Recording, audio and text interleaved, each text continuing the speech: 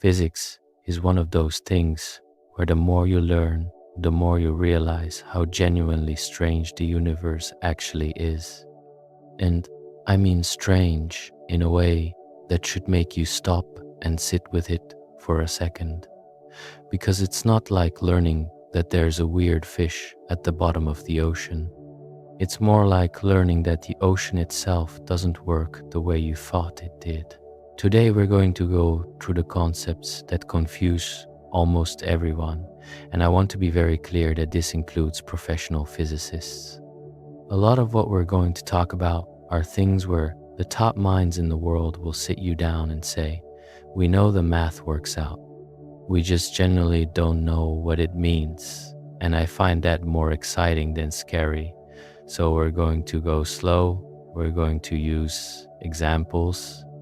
We're going to make sure none of this stays abstract for too long, because that's the thing about physics. The moment something clicks and connects to something real, it goes from being baffling to being one of the coolest things you've ever thought about.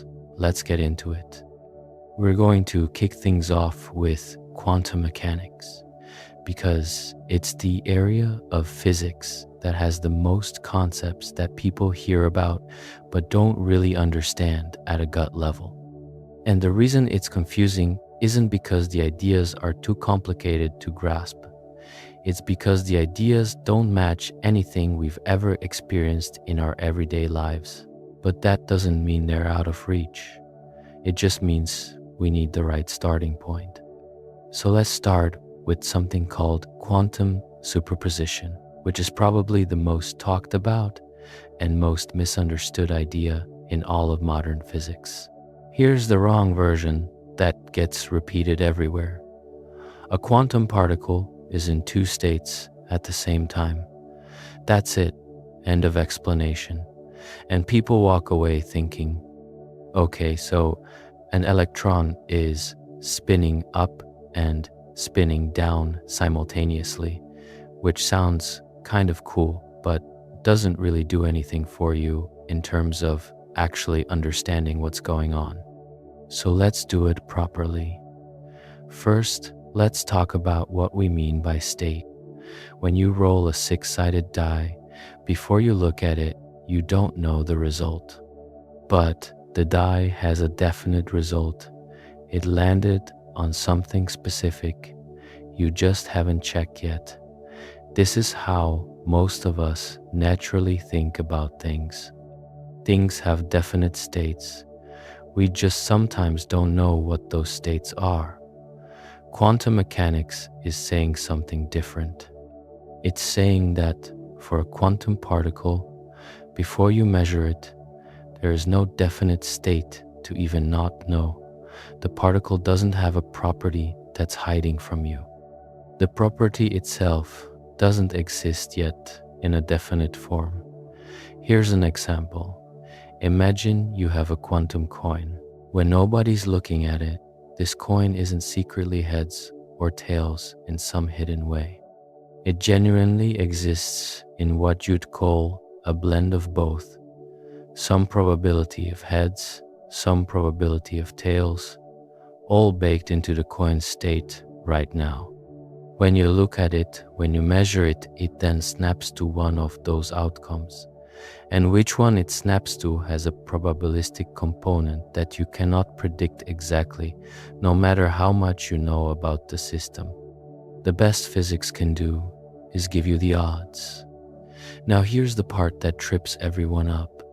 How do we know the particle wasn't just secretly in one state all along, and we're just ignorant about which one? This is a genuinely great question, and physicists argued about it for decades. But there's actual experimental evidence that the particle really wasn't in a definite state before measurement. We can actually run experiments that show this. We'll get into one of those experiments in a minute when we talk about the double slit. But for now, just know that superposition isn't just we don't know which state it's in. It's something more radical than that. Let's try another example. Imagine the quantum particle is like a blender with red and blue dye in it, and the blades are spinning. Right now, the color of the liquid isn't red and isn't blue, it's a purple blend of both possibilities. When you stop the blender and look, the dye suddenly separates back into one definite color. Measuring it forces a decision. Before the measurement, the blend is the real state. And a third one, think about a quantum particle's position as something like a radio signal that's being broadcast across a whole range of frequencies at once. It's not on one channel secretly, it's spread across many. The moment you tune in to pick it up, the signal commits to one frequency for you. Someone else tuning in somewhere else would pick up the same frequency because the act of tuning in collapsed the spread. This concept of a spread of possibilities that collapses upon measurement is what physicists call the wave function. The wave function describes all the possible states and their probabilities. Before measurement, wave function. After measurement, single definite result.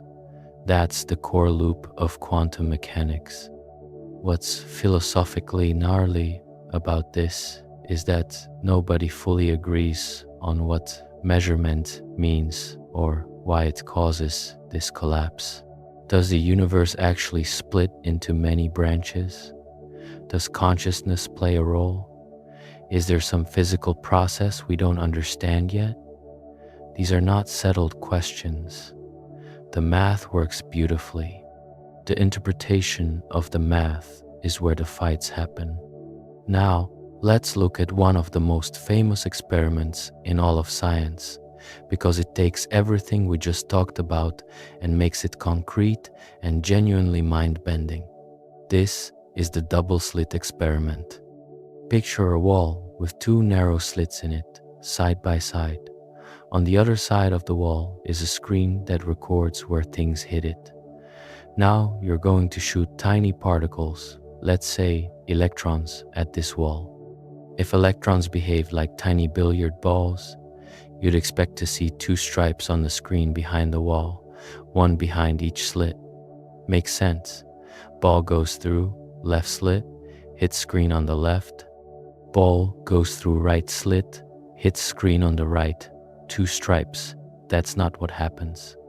What you actually see after enough electrons have been fired is an interference pattern, a series of alternating bright and dark stripes across the whole screen, like the ripples from two stones dropped in a pond, overlapping with each other. This is a wave pattern, not a particle pattern. Here's the wild part. This happens even if you send the electrons through one at a time. One single electron by itself, with nothing to interfere with, still builds up this wave pattern over many shots. Each individual electron hits the screen at a single point, like a particle, but over thousands of electrons, the spots build up into an interference pattern like a wave. The electron is somehow going through both slits simultaneously and interfering with itself. This is superposition in action. The electron is in a superposition of went through left slit and went through right slit, and these two possibilities interfere with each other like waves do. Now, here's where it gets even more strange. What if you put a detector near the slits to find out which one the electron went through? You'd think that would just give you information without changing anything. But the moment you do that, the moment you gain the which slit information, the interference pattern completely disappears. Gone. The electrons go back to acting like billiard balls, making two stripes. The act of gaining information about which path the electron took destroys the wave behavior. Think about how strange that is. The screen pattern isn't changing because you poked the electron or disturbed it in some obvious physical way. It changes because you now have information about it. Knowledge itself affects the quantum behavior of the system. Let me give you an analogy to sit with. Imagine you're walking through a dark hallway and your footsteps sound different depending on which wall you're closer to. Nobody's listening, so you can walk right down the middle, producing a sort of mixed echo from both walls. But the second someone turns on a light and watches which wall you're hugging, you have to commit to one side. Your mixed echo disappears because being observed forced a definite path. Another way to think about it: imagine you're a stage performer who improvises their character based on whether there's an audience or not. When no one's watching, you blend multiple characters at once. You're kind of a detective, and kind of a chef, and kind of a sailor, all at the same time, moving fluidly. But the moment someone walks in to watch, you snap into one character. Observation forces a choice.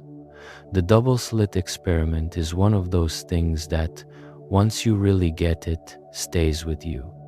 It tells us something genuinely shocking about reality.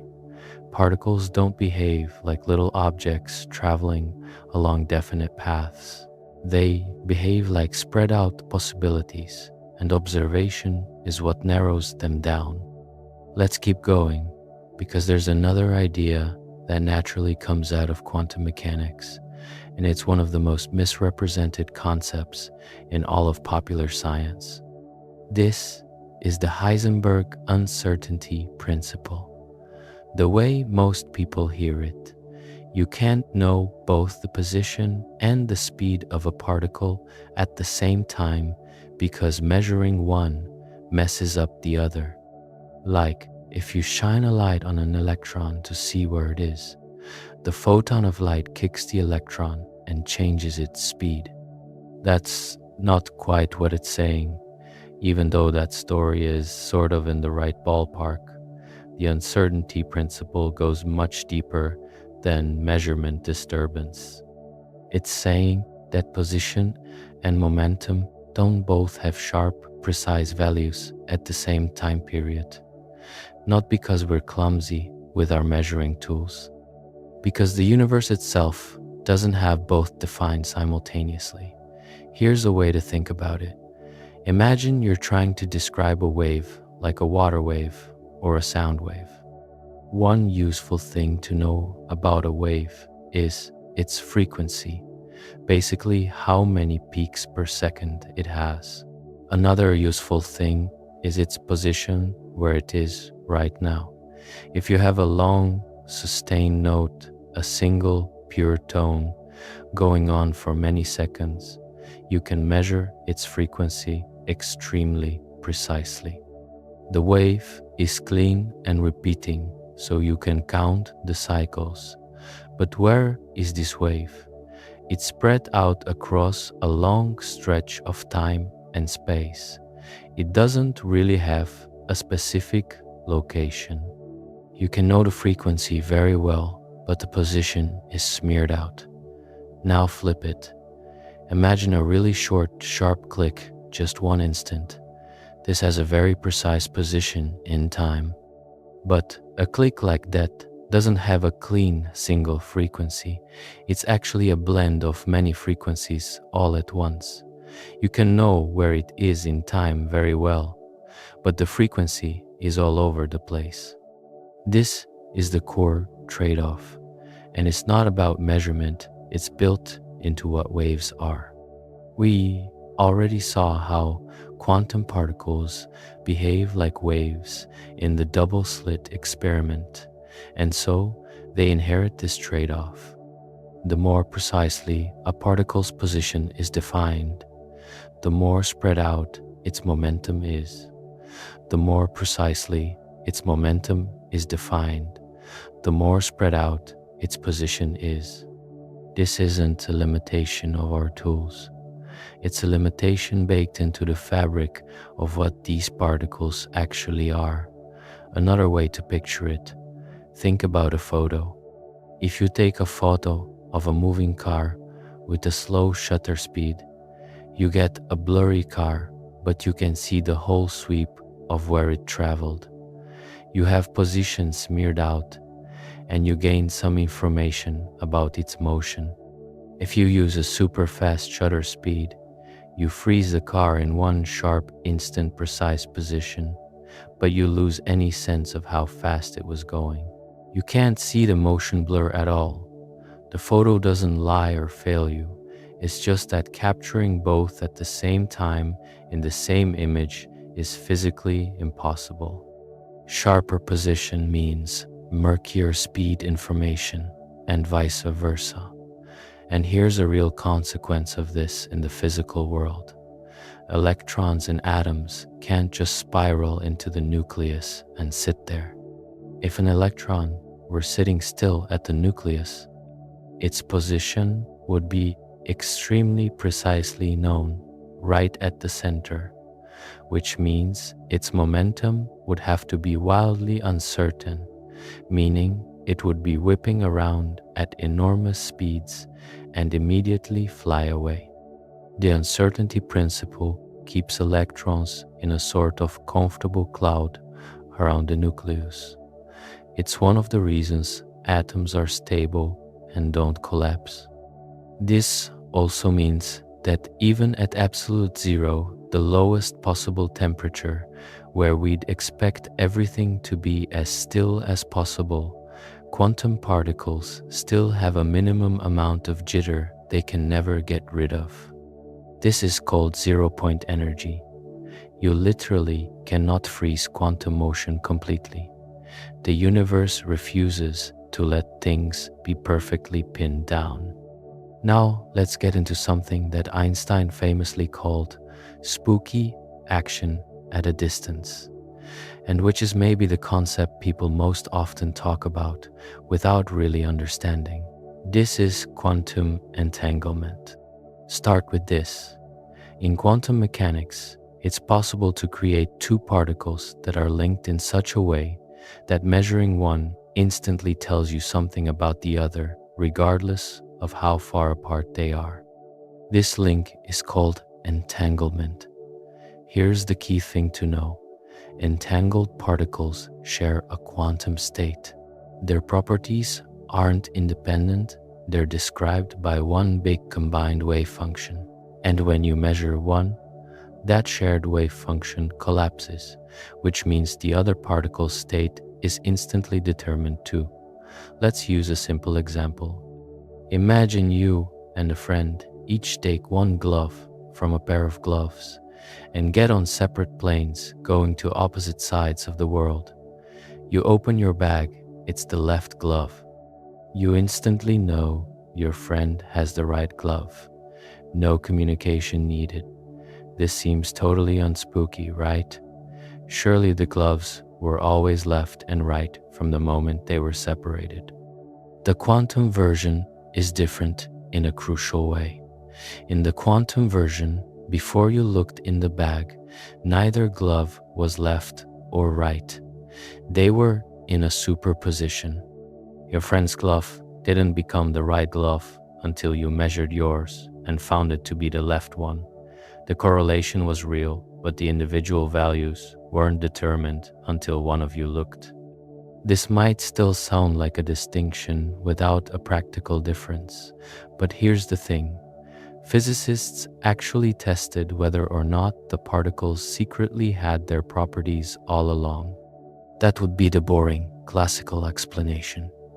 They ran a series of experiments using something called Bell tests, and the results showed that the particles genuinely didn't have predetermined properties. The correlations we see are stronger than any preset hidden information could produce. The universe actually waits to decide until one of you looks. Now here's the follow-up question everyone asks.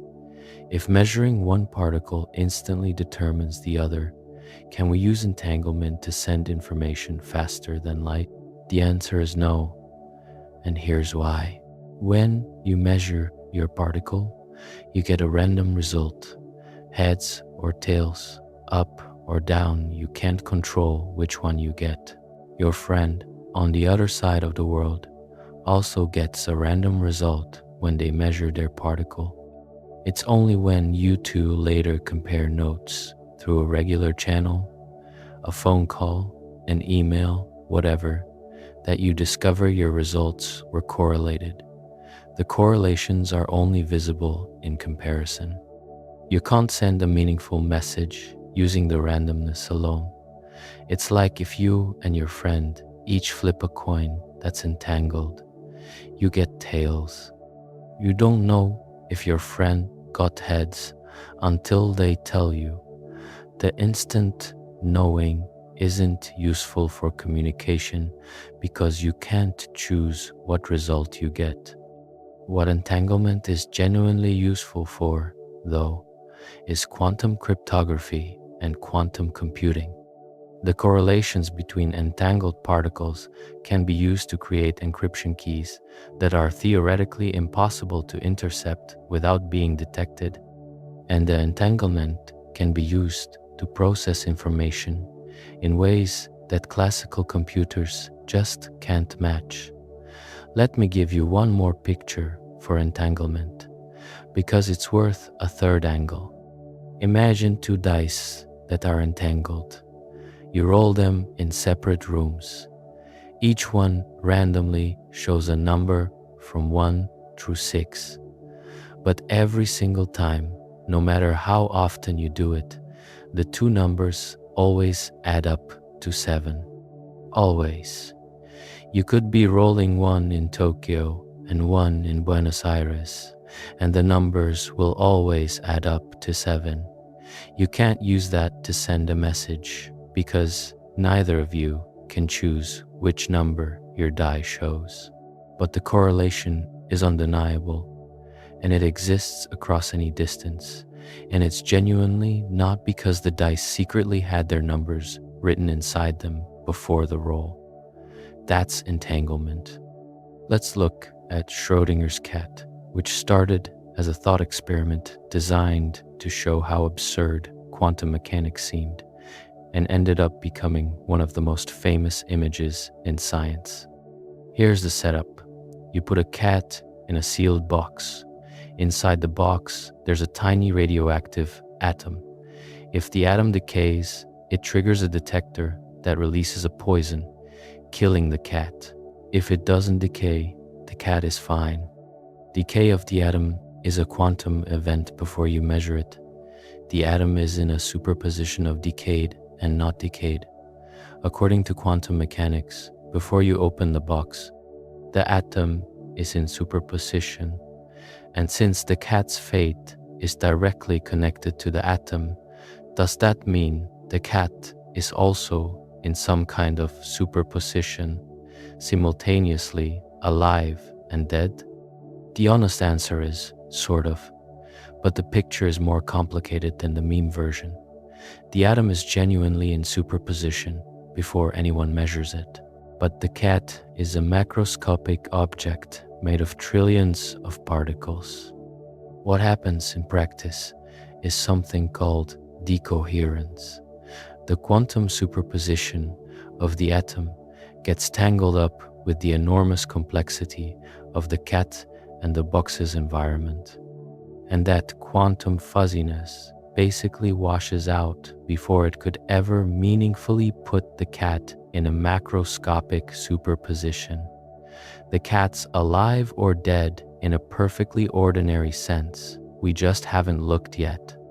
But here's why the thought experiment still matters. It sharpens a real question that physicists still argue about. At what point does the quantum world become the classical world? Where does the superposition stop? Is it when the atom interacts with the detector? When it interacts with the cat? When a human observer sees it? The math is clear. The interpretation of the math is genuinely murky. There are several competing ideas about what's actually going on. The most commonly taught interpretation, called the Copenhagen interpretation, says, don't ask what's really happening before measurement. The wave function collapses when measurement happens, and asking about reality before measurement is meaningless. The many worlds interpretation says the wave function never actually collapses. Instead, every possible outcome happens, and the universe branches into a separate version for each. In one branch, the cat is alive. In another, it's dead. Both are equally real. The pilot wave interpretation says particles have real positions all the time, guided by a wave that tells them where to go. No randomness in the universe, just hidden variables we can't directly access. None of these interpretations makes different experimental predictions right now. They all get the math right. Choosing between them is, at the moment, more of a philosophical question than a scientific one. Which one is right? Physicists genuinely don't know. And that's not me being vague, that's the actual state of the field. Okay, let's shift gears now. We've been in the quantum world, which is the world of the incredibly tiny. Now let's go to the other extreme, the world of the incredibly fast and incredibly massive. And that means talking about Einstein's theories of relativity. There are two parts, special relativity and general relativity. Special relativity came first in 1905. General relativity came about 10 years later. Let's take them in order. Special relativity starts from a simple sounding observation that has really weird consequences. The speed of light is the same for everyone, no matter how fast they're moving. Let me show you why this is not a normal thing to say. Imagine you're standing by a road. A car going 80 miles per hour throws a ball at 30 miles per hour in the direction of travel. From your perspective on the road, that ball is moving at 110 miles per hour. The speeds add up. This is totally normal. Now imagine the car's headlights. The car is moving at, say, half the speed of light. The headlights shoot out light. You'd expect the light to be moving at 1.5 times the speed of light from your perspective on the road, right? Nope. You measure the light moving at exactly the speed of light. The car driver also measures the light moving at exactly the speed of light.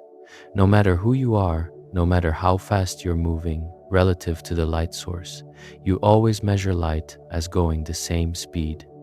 This seems like it should be impossible, and in a world where time is fixed and absolute, it would be.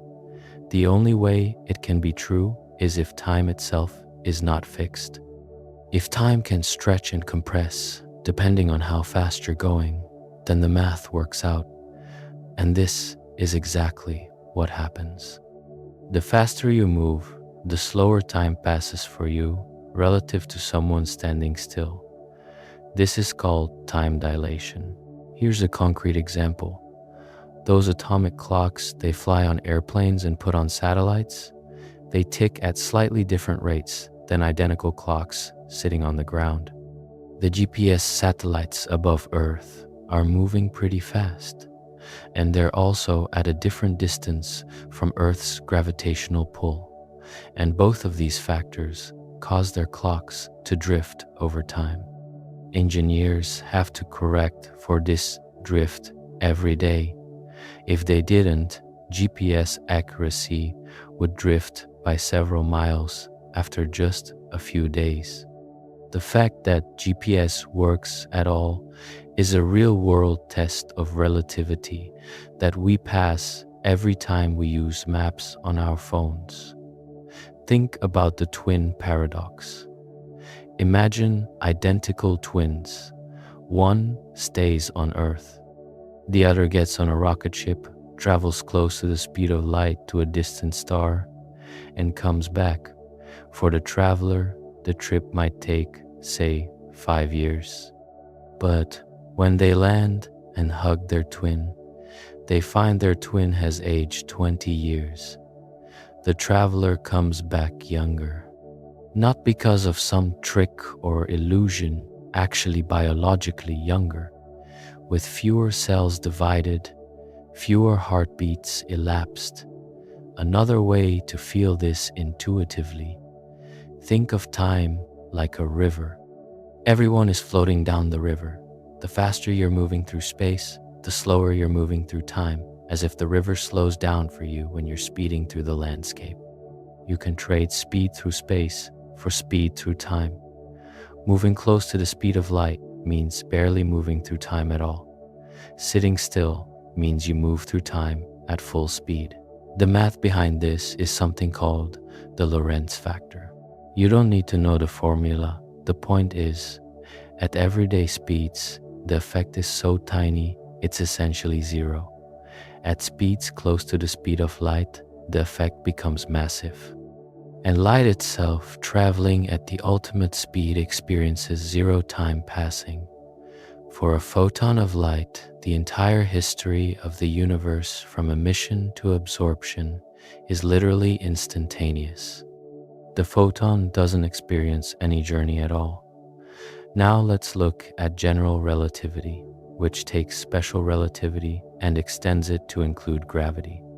And general relativity is, in many people's opinion, the most beautiful theory in all of physics. The core idea, gravity isn't a force the way Newton described it. Gravity is the curvature of space and time caused by mass and energy. Let's build this up carefully. First, Einstein pointed out that if you're in a rocket ship accelerating upward at the same rate as Earth's gravity pulls you down, you can't tell the difference just from physics happening inside the rocket. Drop a ball, it falls. Stand on a scale, it shows your weight. Pour water, it falls down. Everything behaves identically whether you're in a gravitational field or in an accelerating rocket with no gravity at all. Einstein called this the equivalence principle, and it was the key that unlocked general relativity. Here's an analogy. Imagine a heavy bowling ball sitting on a stretched rubber sheet. The ball sinks in and creates a curved depression in the sheet. Now roll a small marble past the bowling ball. The marble doesn't follow a straight path, it curves around the depression. From a bird's eye view, it looks like the bowling ball is attracting the marble, but nothing is pulling on the marble. The marble is just following the natural curved path on the sheet. That's what gravity is. Mass and energy curve the shape of space-time, not just space, but time too. Objects aren't being pulled by an invisible force. They're just following the straightest possible path through curved space-time. Here's the time part. Just like moving fast causes time to slow down, being in a stronger gravitational field also causes time to slow down. The deeper you are in a gravitational well, the closer you are to a massive object, the slower your clock ticks compared to someone far away. This was actually confirmed in an experiment. Back in 1971, scientists flew atomic clocks on airplanes around the world and compared them to identical clocks left on the ground. The flying clocks showed tiny but measurable differences from the ground clocks, exactly matching what general relativity predicted. Earth's own core actually ticks slower than its surface because it's deeper in Earth's gravitational field. Earth's core is about 2.5 years younger than its surface would have been if it had been the surface the whole time. Let that sink in. The inside of the Earth is literally younger than the outside, and general relativity explains why. The GPS example, again, is perfect here. GPS satellites need to account for both effects. They're moving fast, which slows their clocks due to special relativity, but they're also far from Earth's surface, which speeds their clocks up due to general relativity. The net effect is that their clocks run about 38 microseconds fast per day.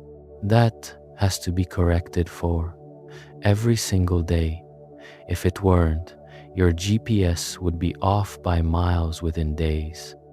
One of the most dramatic predictions of general relativity is black holes regions where the curvature of space-time is so extreme that not even light can escape.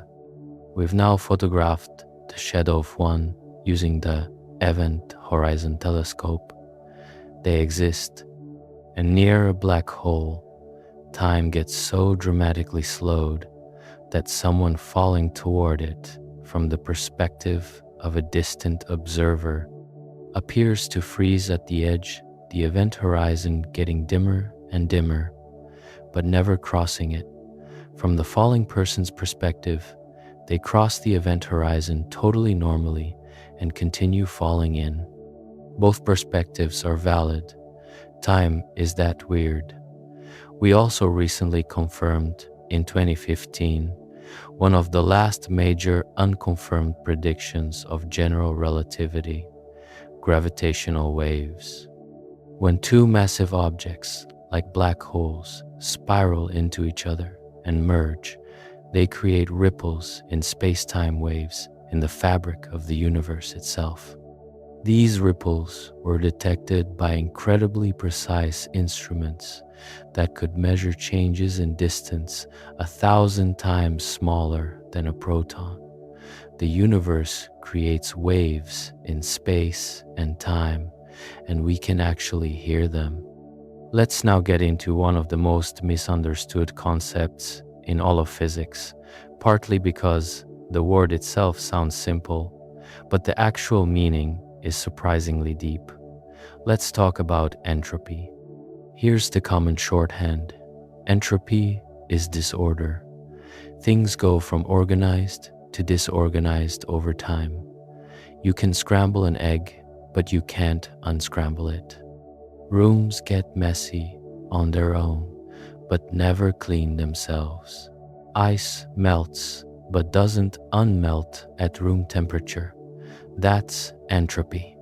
That's a useful shorthand, but let's go deeper, because the real story about entropy is more interesting than just things get messy.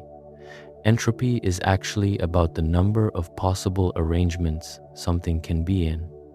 Let's use a deck of cards. A deck straight from the factory as cards ordered perfectly by suit and number. There's essentially only one arrangement that counts as perfectly sorted, but there are over 80,000 trillion.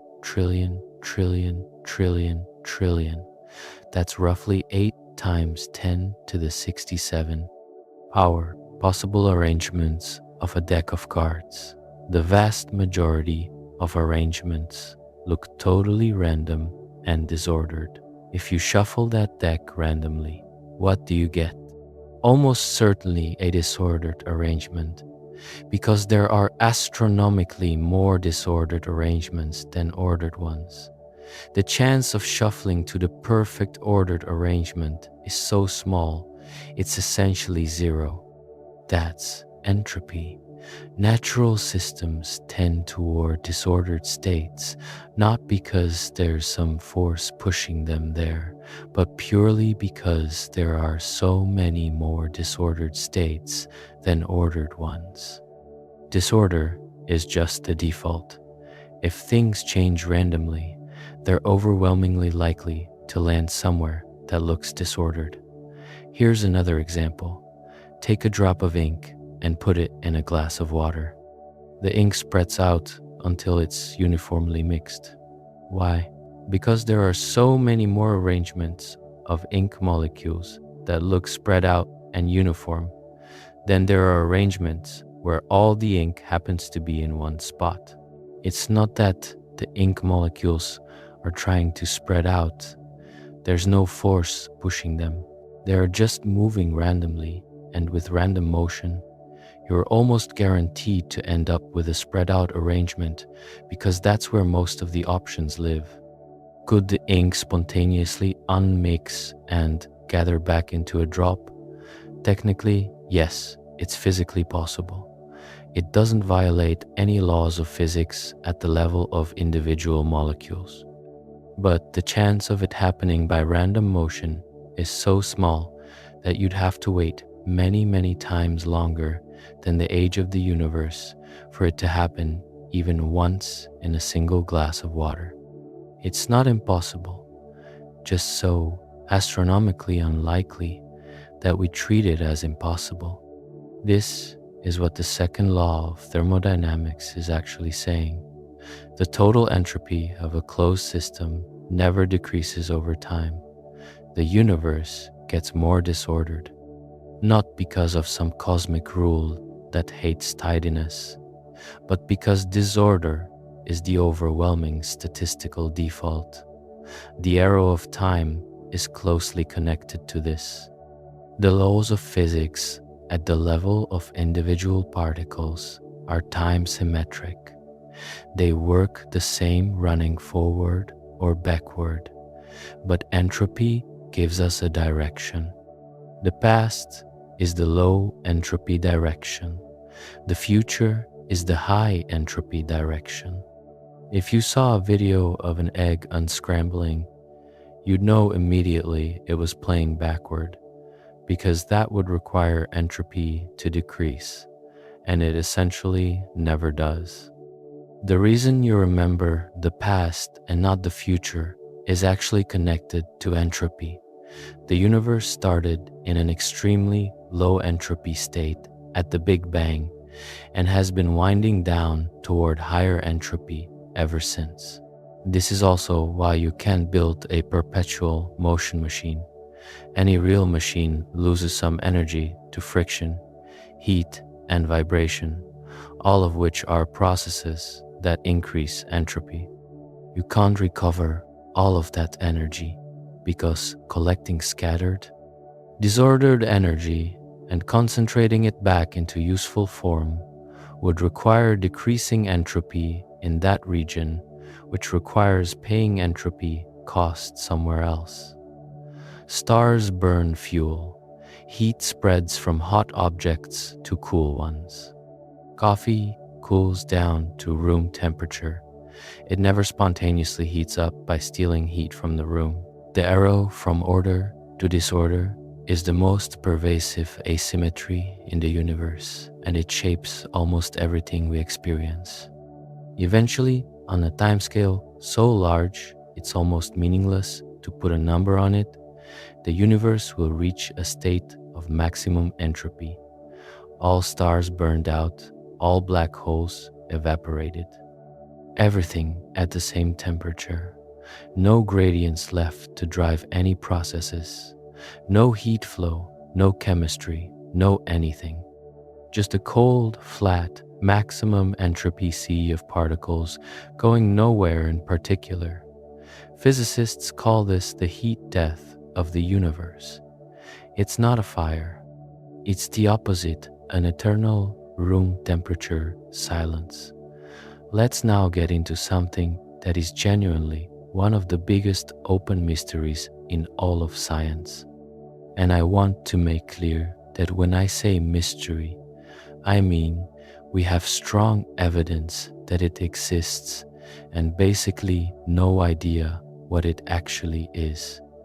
We're talking about dark matter and dark energy. So let's start with dark matter. Back in the 1930s, a Swiss astronomer named Fritz Zwicky was looking at a cluster of galaxies, a huge collection of hundreds of galaxies bound together by gravity. He wanted to check whether the visible matter in the cluster, all the stars and gas you can see, was enough to hold the cluster together. He measured how fast the galaxies were moving, figured out how much gravity they'd need to stay together at those speeds, and then calculated how much visible matter there was. The math didn't work. There wasn't nearly enough visible matter to provide that much gravitational pull. The galaxies should be flying apart, but they weren't.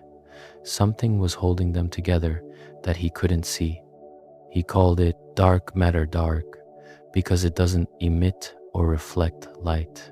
Decades later, in the 1970s, an astronomer named Vera Rubin found the same problem looking at individual spiral galaxies. She was measuring how fast stars in a spiral galaxy orbited around the galaxy center. You'd expect stars near the edge of a galaxy, far from the bulk of the visible mass, to orbit slowly, just like how the outer planets in our solar system move slower than the inner ones. But Rubin found that stars near the edges of galaxies moved at roughly the same speed as stars near the center. The only way that works is if there's a huge amount of invisible mass spread throughout the galaxy and beyond, providing extra gravitational pull even at the edges. The visible matter, all the stars, all the gas clouds, everything we can see is apparently embedded in a much larger halo of dark matter that we can't see at all. We've now confirmed this from multiple independent directions. The way galaxy clusters bend light from things behind them, gravitational lensing, reveals mass that's not visible. Maps of how large-scale structures in the universe are arranged match computer simulations that include dark matter but not ones that don't. The cosmic microwave background, the afterglow of the Big Bang, carries imprints of how matter was distributed in the very early universe, and those imprints match the dark matter picture. So, what is dark matter? We know it has mass. We know it doesn't interact with light, which is why we can't see it. We know it doesn't interact much with regular matter through the usual forces. It seems to only interact through gravity. Beyond that, we genuinely don't know. It could be a new kind of particle we haven't discovered yet. There are candidates with names like WIMPs, which stands for weakly interacting massive particles, and axions. Experiments around the world are trying to detect dark matter particles directly, with detectors set deep underground to shield out noise. As of right now, we haven't found them. But the gravitational evidence for dark matter is so overwhelming that almost all physicists accept its existence. We just don't know what it is. Now, let's talk about dark energy, which is a completely different mystery. In 1998, two separate teams of astronomers were studying distant supernovae, massive stellar explosions that, because of how they work, always reach roughly the same peak brightness. This makes them useful as distance markers in the cosmos. By measuring how bright one appears, you can calculate how far away it is. The teams found that distant supernovae were dimmer than expected, meaning they were farther away than expected. This meant the universe was expanding faster than predicted. And not just expanding, the expansion was accelerating. This was shocking. Everyone expected gravity to be gradually slowing the expansion of the universe. Instead, something was speeding it up. Whatever was doing this was called dark energy, and it apparently makes up about 68% of all the energy in the universe. Dark matter makes up about 27%.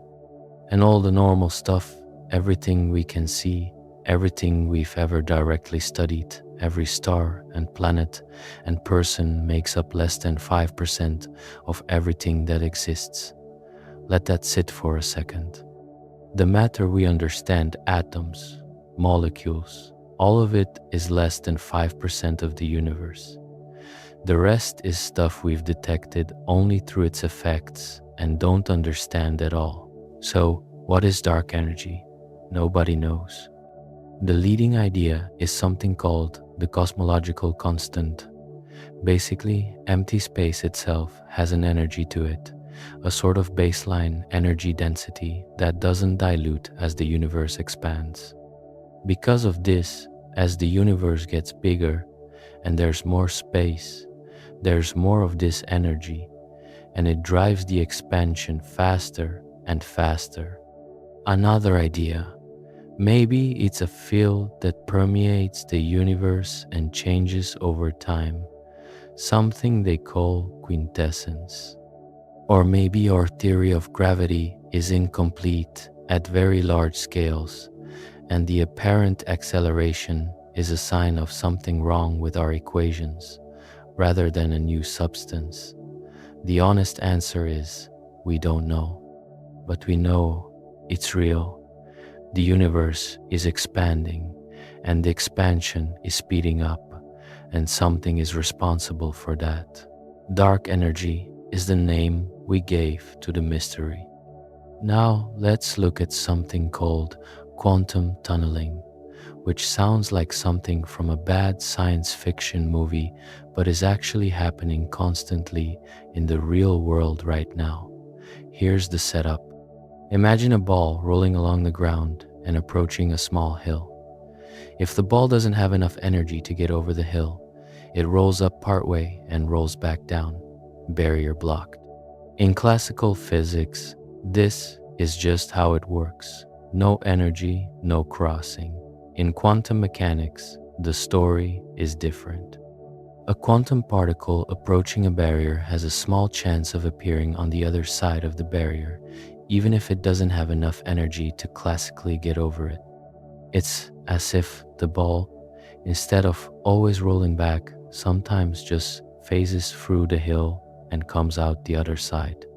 This isn't because the particle cheats or because we miscalculated the energy. It's because the particle's wave function extends beyond the barrier. Remember, quantum particles don't have perfectly sharp positions, they're spread out.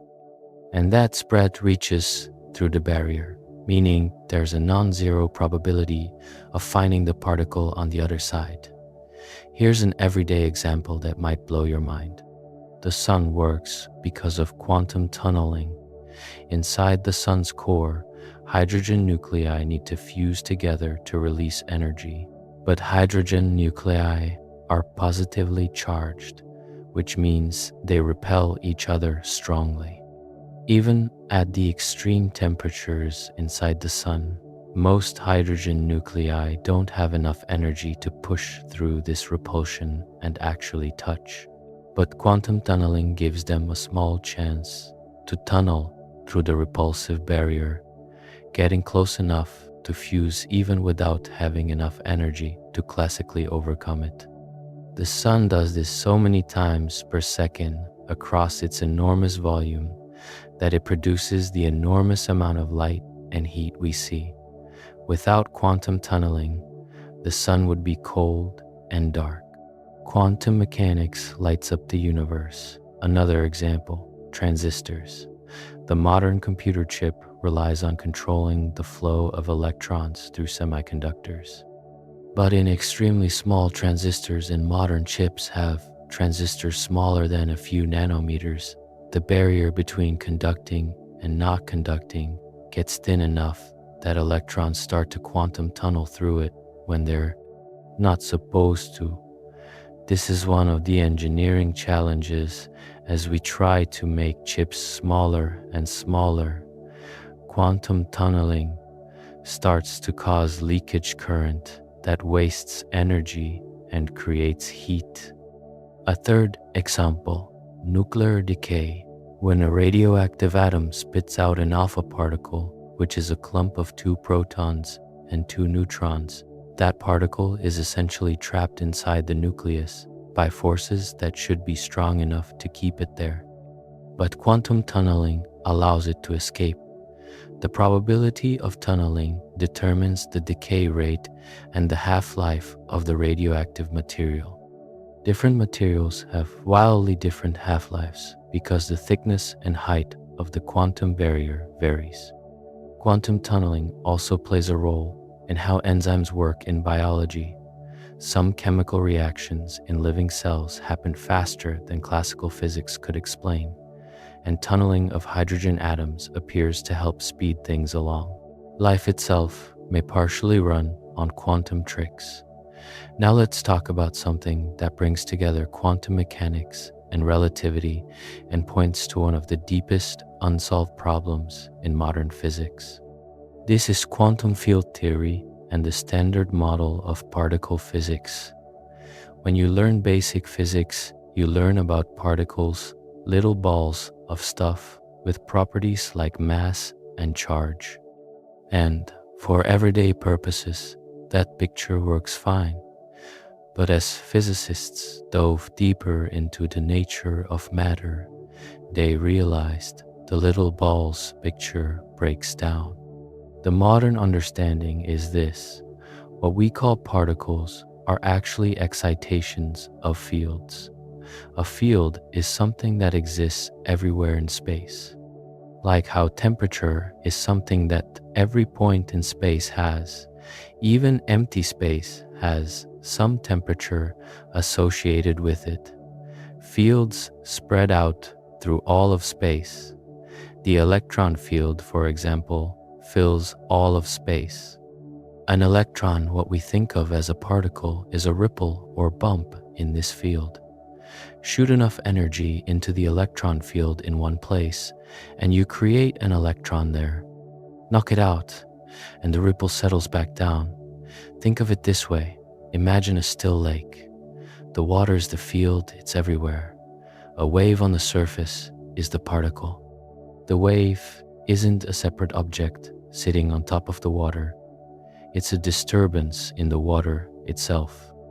It's made of water, but it isn't a piece of water in the usual sense. It's a pattern, a state of the water. Quantum field theory, or QFT, describes particles as excitations of quantum fields. And here's where it gets interesting. Every type of particle corresponds to its own field. There's an electron field, a photon field, a quark field, and so on. Forces between particles arise from particles exchanging other particles. The electromagnetic force between two electrons is transmitted by exchanging photons. In the quantum picture, which is still incomplete, gravity would be transmitted by gravitons. The standard model is the name for the current best description of all the particles and all the forces. In this framework, gravity is the one it leaves out. It covers 3 of the 4 known forces: electromagnetism, the weak nuclear force, which is responsible for radioactive decay, and the strong nuclear force, which holds protons and neutrons together inside atoms. The standard model has been tested to extraordinary precision. Some of its predictions have been confirmed to 10 or more decimal places. It's the most precisely verified theory in human history. And in 2012, the last missing piece, the Higgs boson, was discovered at CERN's Large Hadron Collider. The Higgs boson is connected to the Higgs field, which is a bit unusual because it has a non-zero value even in empty space. Other fields are zero in empty space. The Higgs field is not. And this non-zero value of the Higgs field is what gives particles mass. Particles that interact strongly with the Higgs field acquire more mass. Particles that don't interact with it at all, like photons, are massless. An analogy that gets used: imagine moving through air versus moving through water. Moving through air, you barely feel it. Moving through water, you feel drag. It takes more effort to accelerate, meaning you're effectively acting more massive. The Higgs field is like a medium that fills all of space, and different particles drag through it by different amounts, giving them different effective masses. The reason the Higgs boson was such a big deal to discover, it was the confirmation that the Higgs field is real, and that our explanation for why matter has mass is correct. Without the Higgs mechanism, the Standard Model's math breaks down, and particles should be massless, which would mean chemistry, as we know it, is impossible. Atoms, as we know them, couldn't exist, and you wouldn't be here. But the Standard Model, despite being so successful, is known to be incomplete. It doesn't include gravity, it doesn't explain dark matter or dark energy. It has about 20 or so free parameters, things like the masses of particles and the strengths of forces that the theory doesn't explain. They have to be measured experimentally and plugged in by hand. It also doesn't explain why there's more matter than antimatter in the universe, which is one of the reasons we exist at all, and it doesn't fit elegantly with general relativity. So, the search for a deeper theory continues. String theory, loop quantum gravity, and other approaches try to go beyond the Standard Model, but none has won clear experimental confirmation yet. Let's look at black holes more carefully now, because they combine so many of the ideas we've covered, and because they're one of those things that are even stranger than the popular image. A black hole forms when a massive star runs out of fuel and collapses under its own gravity. For stars massive enough, nothing can stop the collapse, and the matter gets compressed to an incredibly small point. General relativity predicts that the curvature of space-time becomes extreme enough to form a region from which nothing, not even light, can escape. The boundary of this region is called the event horizon. From the outside, what you see is an extremely distorted region of space-time. Because mass curves space-time, and a black hole has an extraordinary amount of mass in a tiny space, the curvature near a black hole is immense. Time slows dramatically near a black hole. If you were watching someone fall toward a black hole from a safe distance, you'd see them slow down as they approach the event horizon.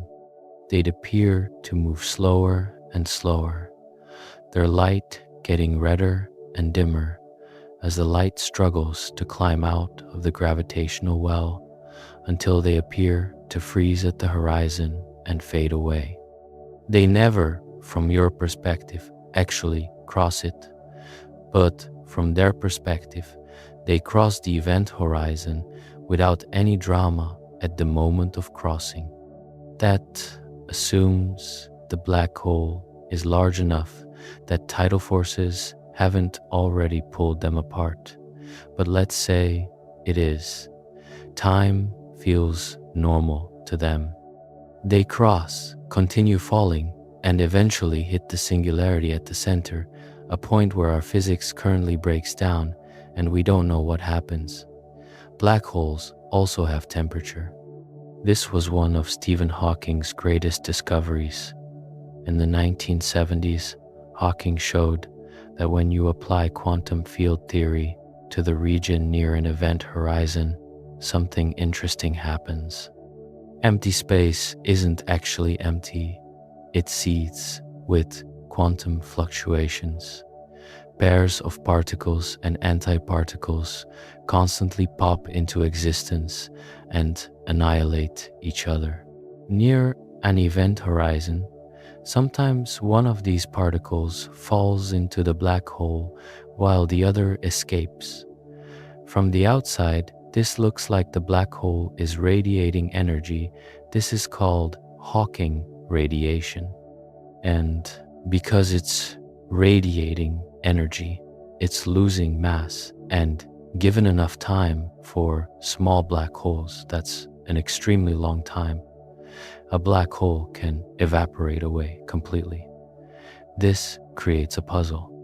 When the black hole evaporates, what happens to all the information about the stuff that fell in? Quantum mechanics insists that information can't be destroyed. But if the black hole is gone and Hawking radiation seems to be purely random, carrying no information about what fell in, where did the information go. This is called the black hole information paradox, and it's one of the most actively debated problems in theoretical physics today. Some of the best people in the field are genuinely unsure about the answer. Black holes also behave like thermodynamic systems. They have temperature from Hawking radiation, entropy related to the area of their event horizon rather than their volume, which is very strange and points toward deep ideas about information and space-time, and they obey laws that mirror the laws of thermodynamics. The fact that a black hole's entropy is proportional to its area rather than its volume hints at something called the holographic principle, the idea that all the information in a three-dimensional region of space can be encoded on its two-dimensional surface. Some theorists think this might be a clue about the nature of space-time itself.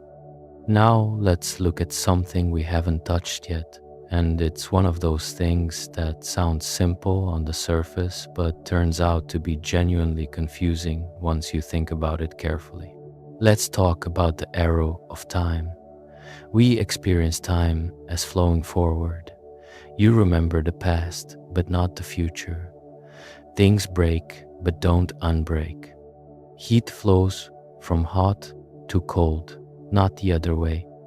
There's an obvious direction to time. But here's what's strange.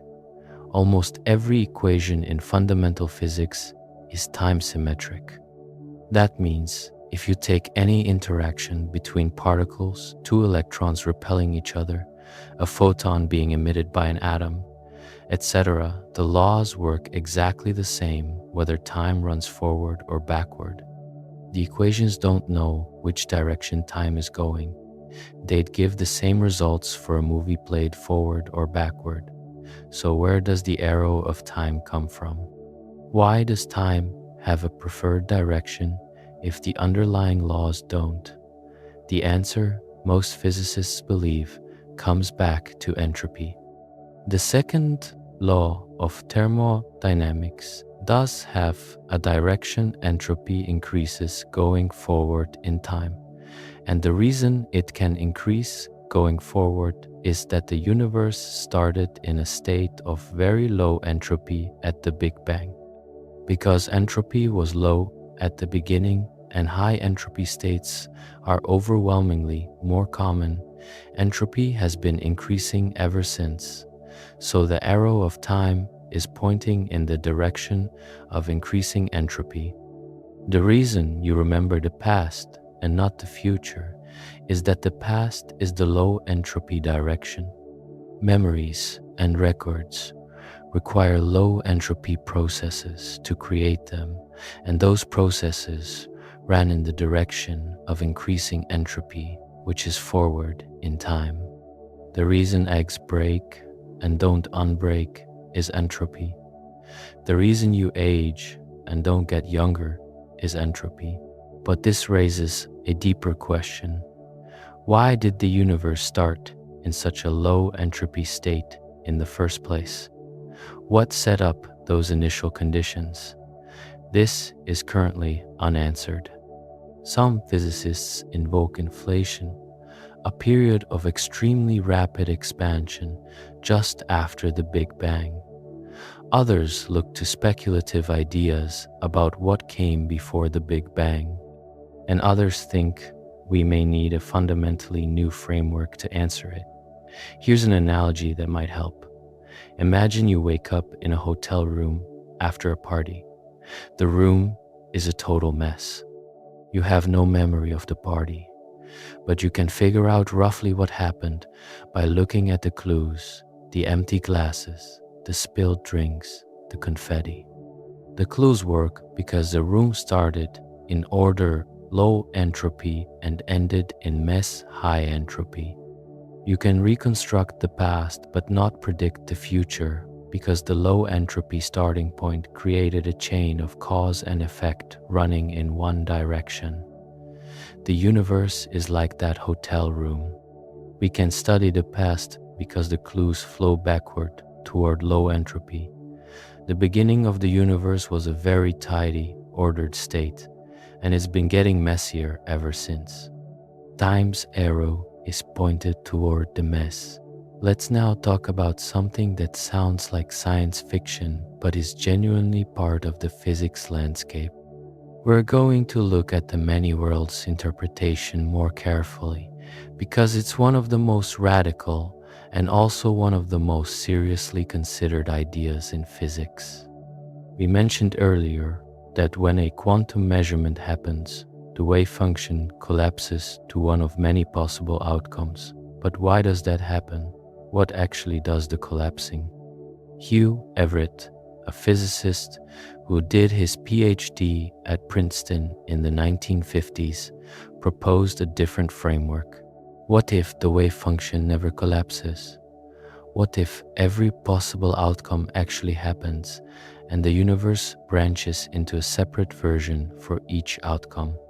In this picture, when you flip a quantum coin and it comes up heads for you, there's an equally real version of the universe where it came up tails, and the version of you in that branch sees tails. Both branches are completely real. You can't communicate between branches. From each branch's perspective, the wave function appears to have collapsed to a single outcome because each version of you only experiences one branch. This might sound like it multiplies entities wildly, an entire new universe branching off for every quantum event, but the many worlds interpretation actually doesn't add anything to the math of quantum mechanics. It takes the Schrödinger equation and just takes it completely literally, never adding a separate collapse postulate. In that sense, it's actually a leaner theory than the Copenhagen interpretation. The practical consequence: every quantum coin flip, every radioactive decay, every quantum event, in every particle interaction, in every atom in the universe, all of it constantly branches the universe. The number of parallel branches is unimaginably enormous and grows at an unimaginably fast rate. Could we ever detect other branches? Probably not, according to the theory itself. Decoherence, the process by which quantum systems interact with their environment and lose their quantum weirdness, makes branches diverge so rapidly that they can no longer interfere with each other. The branches are parallel in the math, but inaccessible in practice. This also gives a very different view of probability. In many worlds, when you flip a quantum coin, you know both outcomes happen. The probability of heads doesn't mean how likely is heads. It means something more subtle about how much of you ends up in each branch. Getting this exactly right in a way that reproduces the quantum mechanical probabilities is an active area of research, and it's one of the reasons many worlds is taken seriously but not universally accepted. Let's bring in quantum decoherence now, because it's one of the most important concepts for understanding why we don't see quantum weirdness in everyday life. And it's not explained well in most popular science writing. If electrons can be in superposition, why doesn't a chair exist in a superposition of being in two places at once? Why does quantum weirdness seem to only show up for tiny particles? The answer is decoherence. Quantum superpositions are fragile.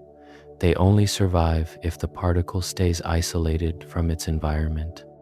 The moment a superposed particle interacts with anything, even a single photon of light bouncing off it, even a single air molecule bumping it, the quantum information gets entangled with the environment. And once that happens, the interference effects that make quantum behavior visible get washed out. The superposition doesn't literally collapse, but it becomes completely undetectable. Here's an example. That electron in the double slit experiment can show interference because it travels from source to screen without interacting with anything along the way. Its two paths through left slit and right slit stay quantum mechanically coherent. Now scale up to a basketball. A basketball is made of roughly 10 to the 25 particles, each one constantly bouncing off air molecules, interacting with electromagnetic fields, radiating photons. Every single one of those interactions creates tiny entanglements with the environment. The quantum information about the basketball's superposition gets scrambled into the environment almost instantaneously, faster than any timescale we could possibly measure or care about. The basketball effectively behaves classically because any quantum coherence is destroyed in an unimaginably short time. Decoherence is actually one of the biggest engineering challenges in quantum computing. Quantum computers need to keep their quantum bits, qubits, in superposition long enough to run computations. But every interaction with the environment, every vibration, every stray electromagnetic field, every bit of heat causes decoherence that destroys the quantum state.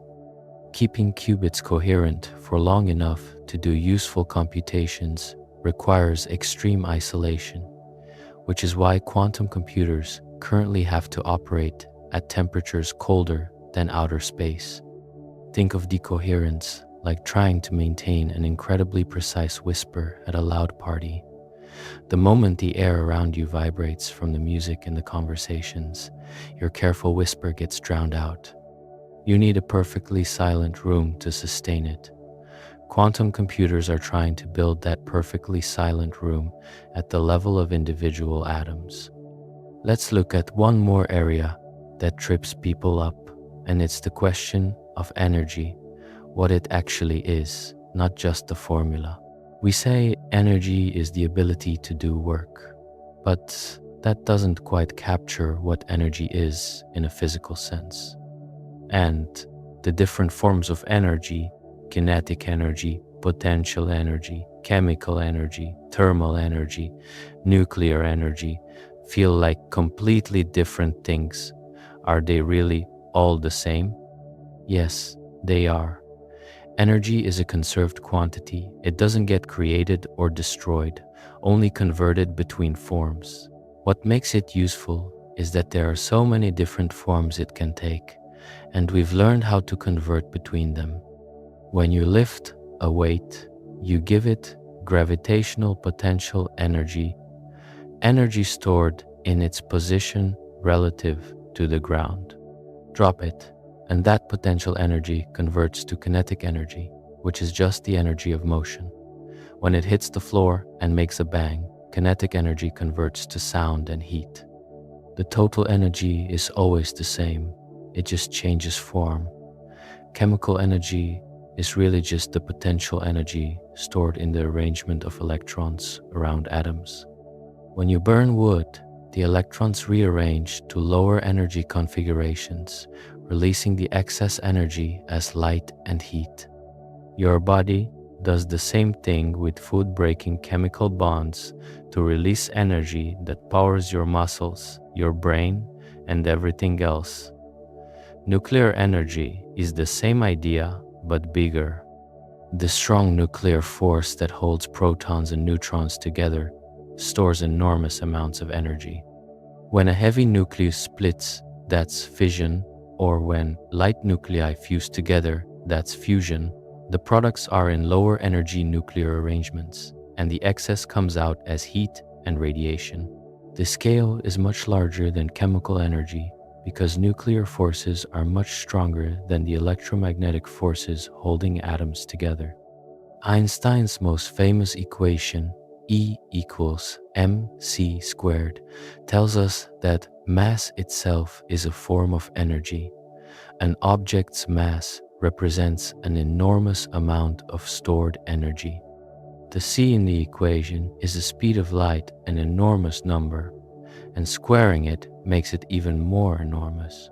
So even a tiny bit of mass corresponds to a huge amount of energy. This is why nuclear bombs are so destructive. Converting even a small fraction of nuclear material's mass to energy releases a staggering amount. Here's a way to feel the scale.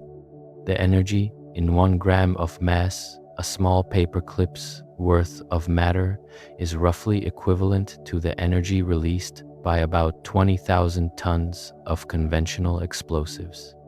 All that energy sitting quietly in a paper clip because mass is just condensed energy. Mass also increases with speed, which is another consequence of special relativity. The faster you move, the more energy you carry, and since energy is equivalent to mass, the more massive you effectively become. This is why you can't accelerate to the speed of light. As you get faster, you get more massive, which means it takes more and more energy to accelerate you further. Reaching the speed of light would require infinite energy, because your effective mass would become infinite. Light can travel at that speed because photons are massless. There's one more concept I want to spend time on before we wrap up, and it's one that I think is the most philosophically stunning of everything we've covered. Let's look at the measurement problem in quantum mechanics, the thing that keeps physicists up at night. We've established that quantum particles exist in superposition until measured. We've talked about the wave function and how it describes probabilities. But there's a question that lurks beneath all of this that nobody has satisfactorily answered. What exactly counts as a measurement? This matters because, in quantum theory, a measurement is the thing that causes the wave function to collapse. Before measurement, superposition. After measurement, single definite outcome. But the word measurement is doing a huge amount of work here. And when you try to pin down what it actually means physically, things get slippery. Does a measuring device need to be conscious? No, that can't be right. Rocks interact with the environment all the time and don't need consciousness. Does any interaction count? Almost, but then quantum particles interact with their surrounding environment constantly, and we've seen they can maintain superposition for extended periods in the right conditions.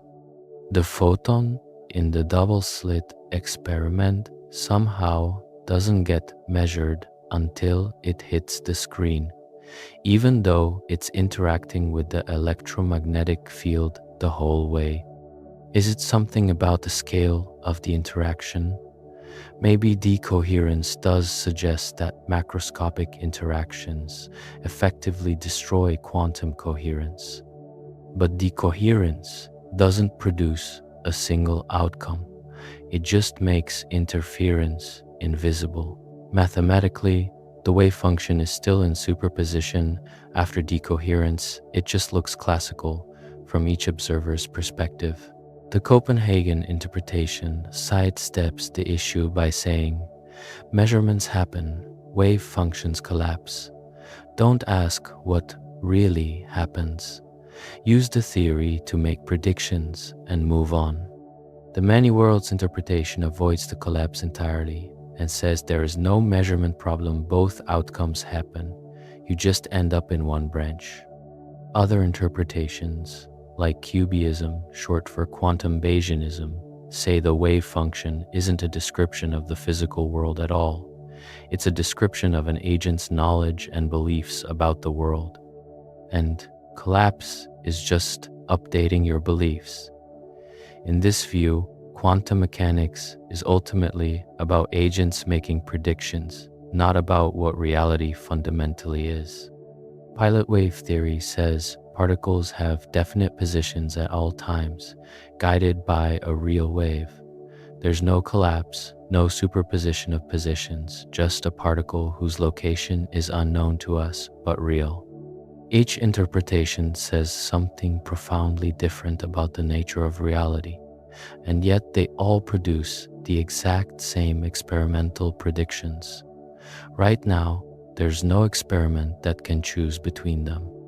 The universe, at its most microscopic level, may be running on principles so foreign to human intuition that multiple, completely different pictures of reality are all mathematically consistent with everything we observe. Here's an analogy. Imagine you hear music coming from the other side of a closed door. You can't open the door. Based on the sound, the notes, the timing, the volume, you try to figure out what instrument is playing, but it turns out that a piano, a guitar, and a synthesizer can all produce exactly the same sequence of notes with identical timing. You can't tell from just listening which one it is. Quantum mechanics is us listening to the music. The different interpretations are different instruments that all produce the same sound. This is where we are. Not stuck, we're still learning things and making predictions and building quantum technologies, but genuinely uncertain about what the picture behind the equations actually means. And I think there's something beautiful about a field of knowledge that is simultaneously one of the most precisely verified in all of science and one of the most philosophically unresolved. Let's take stock of everything we've covered because we've gone through quite a bit. We started with quantum superposition, the idea that quantum particles don't have definite properties before measurement and exist in a blend of possibilities described by a wave function. We saw how this shows up in the double slit experiment, where particles interfere with themselves and produce wave-like patterns until observation forces them to behave like particles. We unpacked the Heisenberg uncertainty principle, which isn't just about clumsy measurements. It reflects something real about the wave-like nature of particles that makes certain pairs of properties impossible to simultaneously sharpen. We talked about quantum entanglement correlated particles that share a quantum state, such that measuring one instantly determines information about the other across any distance, with results that can't be explained by prearranged hidden information. We looked at Schrödinger's cat and the measurement problem, the genuinely unresolved question of where the quantum world ends and the classical world begins, and why we see definite outcomes at all. We moved into special relativity and saw how the constant speed of light forces time to behave differently depending on how fast you're moving, with real consequences for clocks and aging. We covered general relativity and the idea that gravity is the curvature of space-time caused by mass and energy, slowing time near massive objects, and predicting black holes and gravitational waves, both of which we've now confirmed. We went through entropy and the second law of thermodynamics, not just things get messy, but the statistical reality that disordered arrangements so vastly outnumber ordered ones that systems inevitably drift toward. Disorder giving us the arrow of time. We talked about dark matter and dark energy, the invisible components that make up 95% of the universe, detected only through their effects, and still not understood in terms of what they actually are. We covered quantum tunneling, the ability of quantum particles to appear on the other side of barriers that classical physics says they can't cross, which powers the sun, enables nuclear decay, and underpins modern electronics. We went through quantum field theory and the Standard Model, where particles are excitations of fields and forces arise from particle exchange, and where the Higgs field gives matter its mass. We spend time on black holes, where general relativity predicts extreme curvature, where Hawking radiation brings quantum mechanics into the picture, and where the information paradox points to a gap in our understanding. We touched on the arrow of time and why an increase in entropy gives time its direction, even though the underlying particle physics equations don't have a preferred direction. And we looked at many worlds and decoherence, competing pictures of why we see a classical reality, even though the underlying quantum laws describe superpositions everywhere. What should you take away from all of this? Not necessarily the details, you might forget some of the specifics, but I hope what sticks is the overall feel of where modern physics lives.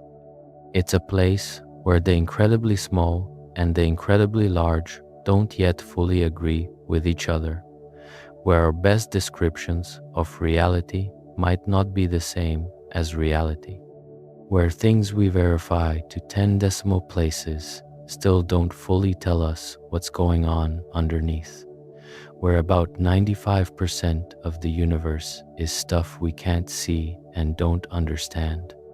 And yet, the math works, the predictions land. The technology we've built on top of quantum mechanics includes semiconductors, lasers, MRI machines, atomic clocks, and the beginnings of quantum computers. The technology we've built on top of general relativity includes GPS systems accurate enough to guide aircraft. The technology we've built on top of thermodynamics includes every engine and refrigerator that has ever been built. Understanding follows curiosity follows wonder. The universe is stranger than anyone expected, and that strangeness is one of the most honest things we can say about it. Thanks for watching. Actually, hold on. Before we wrap up, there are a few more things I want to make sure we walk through, because I'd feel like we left a few rooms unexplored. Let's keep going.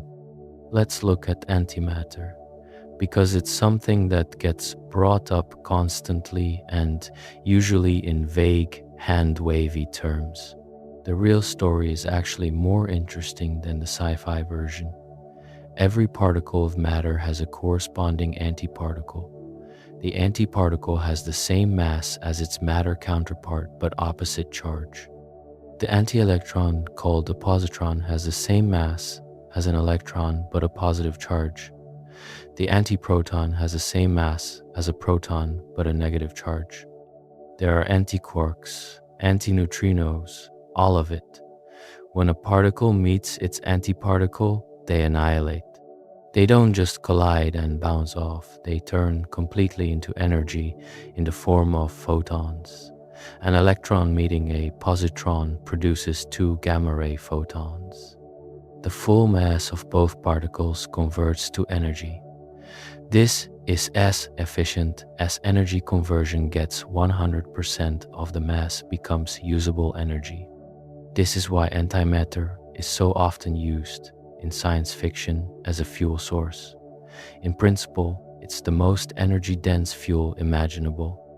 1 gram of antimatter annihilating with 1 gram of matter would release energy equivalent to thousands of nuclear bombs. The problem is making it.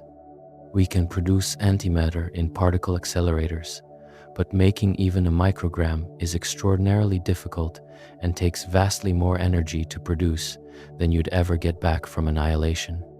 Antimatter fuel remains firmly in the realm of speculation. Now here's the big mystery. When matter and energy were created in the Big Bang, they should have been created in exactly equal amounts of matter and antimatter. And if that had happened, every particle would have found its antiparticle. Everything would have annihilated, and you'd be left with a universe full of light and nothing else. No stars, no planets, no us. Obviously, that didn't happen. We exist. The universe is full of matter. This means somehow, somewhere in the very early universe, matter and antimatter were created in slightly unequal amounts. For every billion antiparticles, there were 1,000,000,001 particles. Everything annihilated in pairs, and the leftover 1 in 1,000,000,000 became all the matter in the observable universe.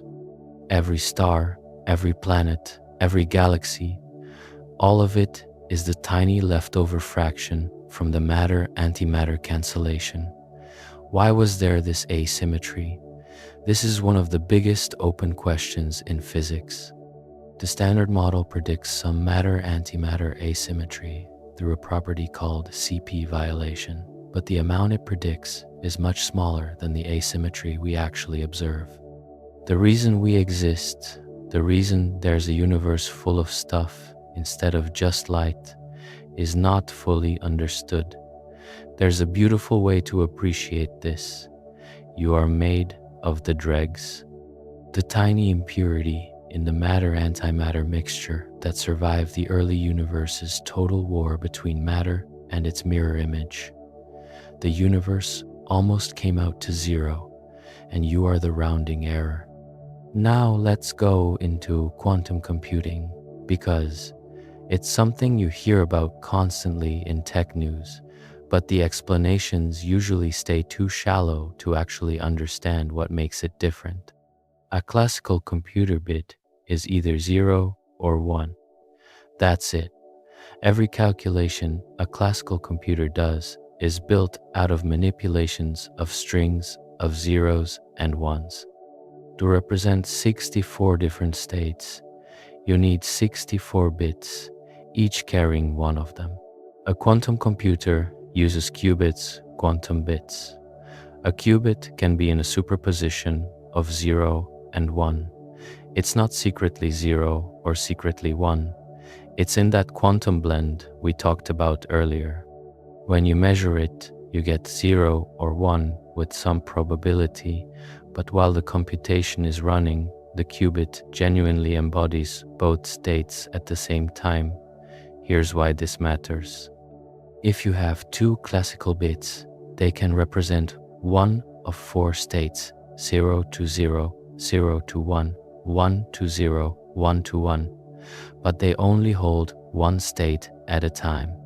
Two qubits in superposition can simultaneously represent all four states. Three qubits can represent all 8 states simultaneously. In general, n qubits in superposition can represent 2 to the n states simultaneously. For 60 qubits, that's over 1 quintillion states represented simultaneously. A 60-bit classical computer can only hold one of those quintillion states at a time.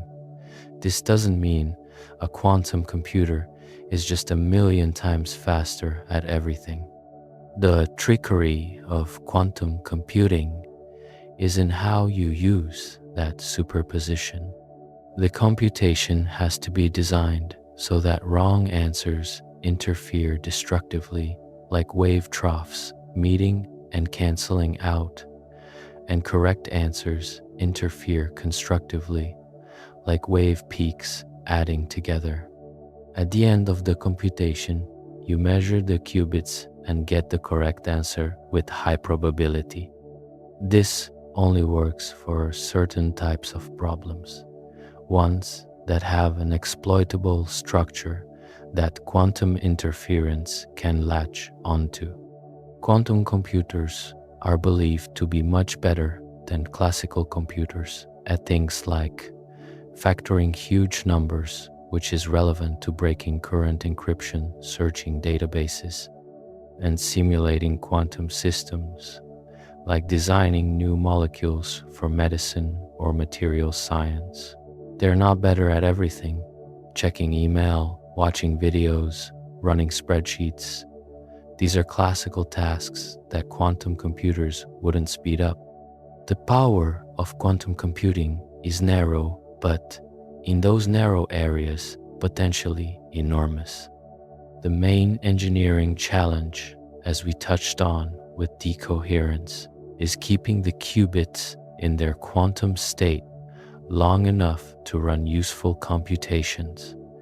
Any interaction with the environment disrupts the superposition. Current quantum computers need to operate at temperatures close to absolute zero, colder than most of outer space, to maintain coherence. Even then, errors happen frequently. Error correction in quantum computers is itself a major research challenge, because you can't just copy a quantum state to check it. That's actually forbidden by something called the no-cloning theorem, which is another consequence of quantum mechanics. Think of building a quantum computer like trying to build a house of cards in the middle of a hurricane. Every vibration, every thermal fluctuation, every stray particle destroys your careful construction. The engineering required to prevent that is extraordinary. Let's now take on something that connects quantum mechanics to cosmology, the Big Bang, and the early universe. The Big Bang is often pictured as an explosion, a big ball of stuff exploding outward into empty space. But this picture is misleading. The Big Bang wasn't an explosion of matter through space. It was an expansion of space itself before the Big Bang, and to the extent that before even means anything, when time itself may have been created at the same moment, there was no empty space for things to explode into. Space came into existence and expanded. In the very first tiny fraction of a second, we're talking about times so small the numbers are hard to think about, like 10 to the negative 43 seconds after the beginning. The universe was incredibly hot and dense. All the forces we know, gravity, electromagnetism, the strong and weak nuclear forces, may have been unified into a single force. As the universe expanded and cooled, these forces separated out one by one, like water freezing into ice crystals, a process called symmetry breaking. At about 100,000th of a second in, the universe was cool enough for quarks to bind together into protons and neutrons. Before that, it was too hot. Any proton that formed would have been smashed back into quarks almost immediately by the intense energy of its surroundings.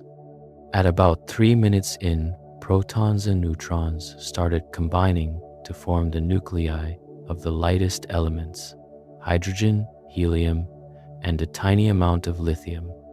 This process is called Big Bang nucleosynthesis. The ratios of these elements we calculate from Big Bang theory match what we observe in the oldest stars and in cosmic gas clouds, one of the strongest pieces of evidence that the Big Bang happened. But electrons didn't attach to those nuclei yet. The universe was still too hot. Any atom that formed would have its electron immediately knocked off. So for about 380,000 years after the Big Bang, the universe was a hot plasma of bare nuclei and free electrons. Light couldn't travel freely because it would immediately scatter off the electrons. Then the universe cooled enough for electrons to settle into atoms, a moment called recombination, and suddenly the universe became transparent. Light could finally travel freely. That light from this moment is still traveling through the universe today, stretched to microwave frequencies by the expansion of the universe. It's called the cosmic microwave background radiation, the afterglow of the Big Bang, and we can detect it with radio telescopes in every direction we look. Its pattern carries an enormous amount of information about the early universe. After recombination, the universe was mostly uniform, but not perfectly uniform. There were tiny fluctuations, regions that were slightly denser than average. Over millions of years, gravity pulled more matter into these dense regions, which became denser, pulling in more matter. Eventually, these regions formed the first stars and galaxies. The pattern we see in the cosmic microwave background, the tiny temperature variations, corresponds to the seeds of the large-scale structure of the universe we see today. The universe is about 13.8 billion years old. Humans have existed for a tiny fraction of that, less than 100%. The time between the Big Bang and the formation of Earth's sun is longer than the time from Earth's formation to now. We live at a fairly late chapter of a very long story. Let's go back to quantum mechanics for a topic that I think deserves more attention than it usually gets. Quantum spin, which is one of the strangest properties a particle can have. Spin is a property of particles that acts like angular momentum, like a particle spinning on its own axis, the way a top spins. But calling it spinning is actually misleading, because quantum spin is not rotation in the usual sense. An electron doesn't have a tiny axis it's rotating around. Spin is an intrinsic property. It's just something electrons have, the way they have charge or mass, and it takes only specific discrete values. An electron has spin 1/2. This means that when you measure its spin along any axis, you get exactly one of two possible answers: up or down, no in between. This is the quantization we mentioned at the very beginning. Certain properties can only take specific values, not a continuous range. Here's the part that gets really strange. If you spin a normal object, say a playing card, one full turn of 360 degrees brings it back to looking identical. But for a spin 1/2 particle, if you rotate it one full 360-degree turn, it doesn't come back to its original state. You have to rotate it 720 degrees, 2 full turns to get back to the original. This is a property with no classical analogy at all. There's no everyday object that behaves this way. Spin also comes in values of 0, 1/2, 1, 3/2, 2, and so on. Particles with integer spin 0, 1, 2, and so on are called bosons. Particles with half integer spin 1/2, 3/2, and so on are called fermions. This distinction matters enormously. Fermions obey the Pauli exclusion principle. No two identical fermions can occupy the same quantum state at the same time. Two electrons can't be in exactly the same place with exactly the same energy and spin. This is why matter is solid. This is why you don't fall through the chair you're sitting on. The electrons in the atoms of the chair refuse to be pushed into the same state as the electrons in the atoms of your body, creating an effective repulsion the chair pushes back. Without the Pauli exclusion principle, electrons could all collapse into the lowest energy state. Atoms would collapse, matter couldn't form complex structures, and the universe would be a formless soup. The variety and richness of chemistry, and therefore of biology, and therefore of you, exists because fermions cannot be in the same quantum state, Bosons have the opposite tendency. They're happy to pile into the same state. This is why lasers work. Photons are bosons with spin 1, so they can all be in exactly the same quantum state, which produces coherent light where all the waves are perfectly synchronized. It's also why superfluids and superconductors exist large numbers of bosonic particles condensing into a single quantum state, exhibiting macroscopic quantum behavior. Let's talk about the speed of light as a universal speed limit, because while we mentioned it in the context of relativity, it deserves its own proper treatment. The speed of light in a vacuum is about 299,792,458 meters per second, or roughly 300,000 kilometers per second. That's about 1 billion kilometers per hour. Why is this the speed limit? The answer comes from special relativity. As we said, the speed of light is the same for all observers, no matter how fast they're moving. This is not a property of light specifically, it's a property of space-time itself.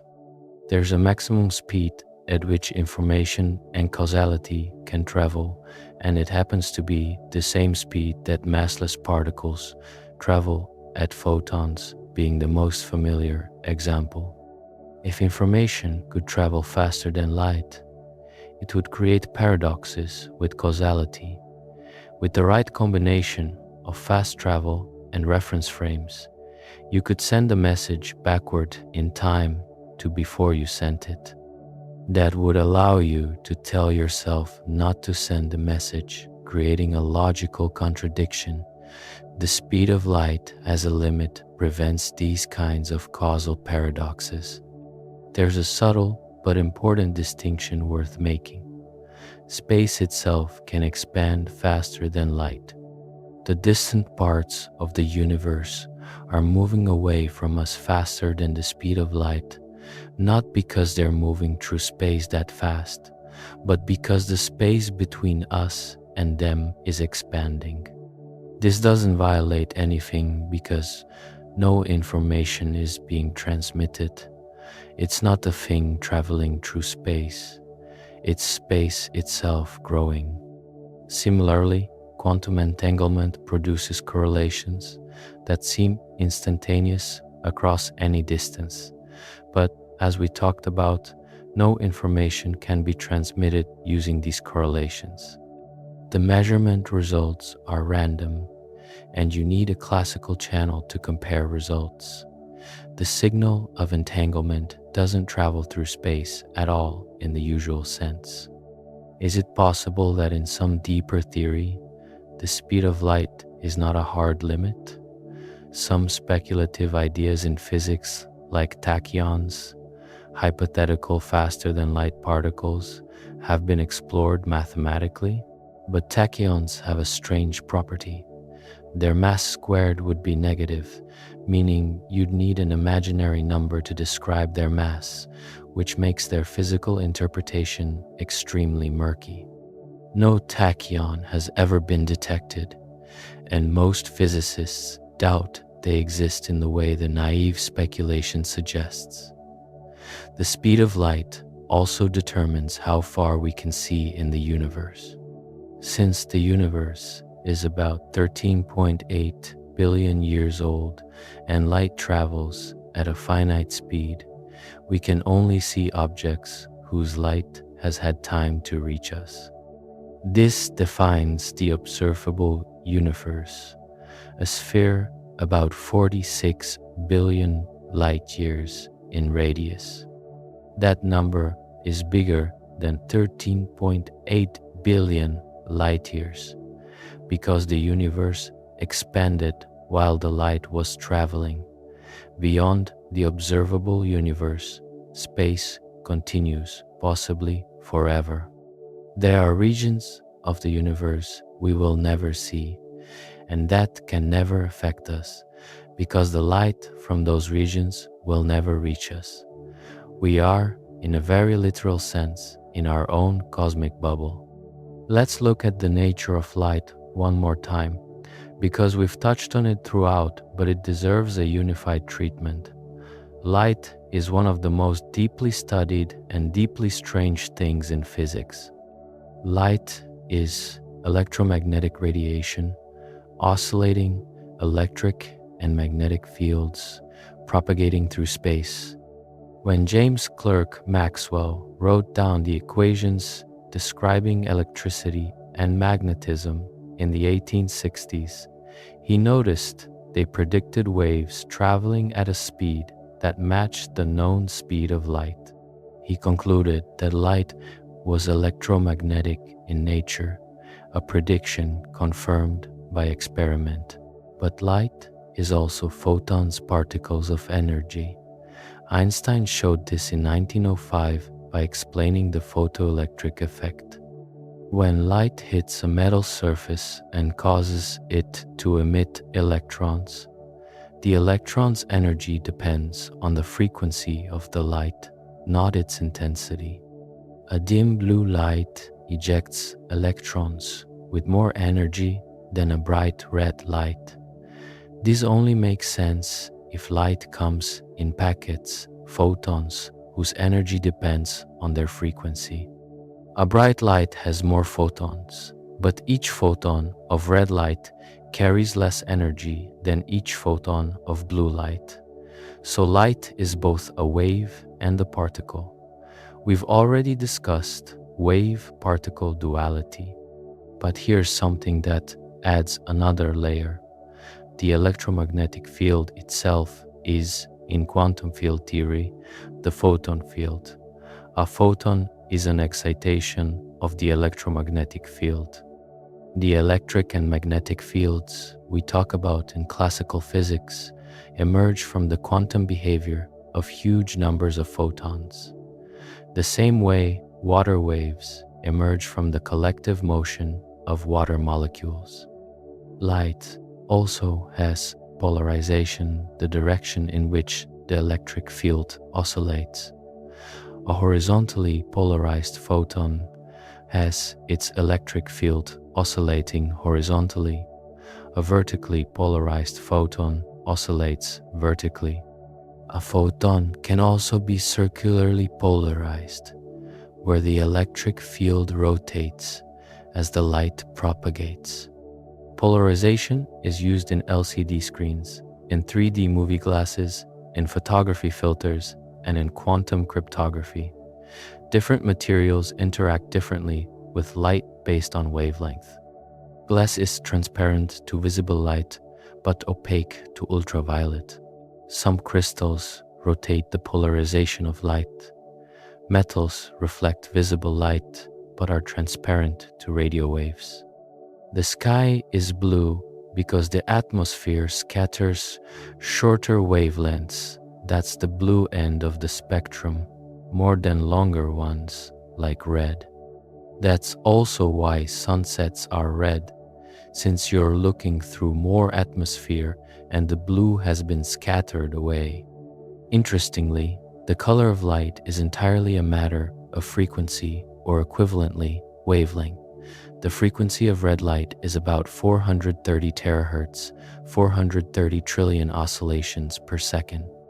Violet light is about 750 terahertz. The entire visible spectrum spans less than a factor of 2 in frequency. X-rays, radio waves, microwaves, infrared, ultraviolet, they're all electromagnetic radiation, differing only in frequency. What we call visible light is just a narrow band our eyes evolved to detect. One more section, let's look at the forces of nature, because we've mentioned them throughout without giving them a proper home. There are 4 known forces: gravity, electromagnetism, the strong nuclear force, and the weak nuclear force. Each operates at different scales with different strengths and through different carriers. Gravity is by far the weakest of the 4. but it has infinite range and always attracts, which is why it dominates at astronomical scales. Despite being so weak, it's what holds galaxies together, what makes stars collapse and ignite, and what shapes the large-scale structure of the universe. General relativity describes gravity as space-time curvature rather than a force, and we don't yet have a quantum theory of gravity. Merging general relativity with quantum mechanics is the major unsolved problem of theoretical physics. Think about how weak gravity really is. A small magnet can lift a paperclip, overcoming the gravitational pull of the entire Earth on that paperclip. Electromagnetic force is about 10 to the 36 power stronger than gravity. The strong nuclear force is about 100 times stronger than electromagnetism at nuclear scales. Gravity barely registers. Electromagnetism governs all interactions between charged particles. It's responsible for chemistry. The attraction between electrons and nuclei drives all of it. And for light, since photons are the force carrier, and for electricity and magnetism, all of it. Essentially everything you interact with in daily life, every push, every pull, every object you touch, is an electromagnetic interaction between the atoms in your body and the atoms of whatever you're touching. The strong nuclear force holds quarks together inside protons and neutrons, and holds protons and neutrons together inside atomic nuclei. It's incredibly powerful, but extremely short range. It only acts over distances the size of a proton or smaller. Outside that range, it essentially disappears. The force carrier is called the gluon. The name comes from the idea that gluons glue quarks together. Quarks can never exist in isolation. The strong force keeps them perpetually confined in groups. The weak nuclear force is responsible for radioactive decay, specifically the process by which a neutron can transform into a proton by emitting an electron, which in this context is called a beta particle, along with an antineutrino.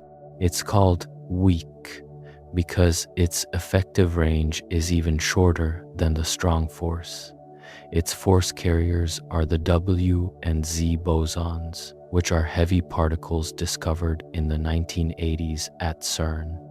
The weak force is the only force that can change the type of quarks. Physicists call this their flavor, which is what makes it responsible for radioactive decay. One of the great triumphs of 20th century physics was the unification of electromagnetism and the weak force into a single electroweak force. At high energies, like those that existed shortly after the Big Bang, the electromagnetic and weak forces behave as one unified force. The Higgs mechanism is what causes them to appear different at the lower energies of everyday life.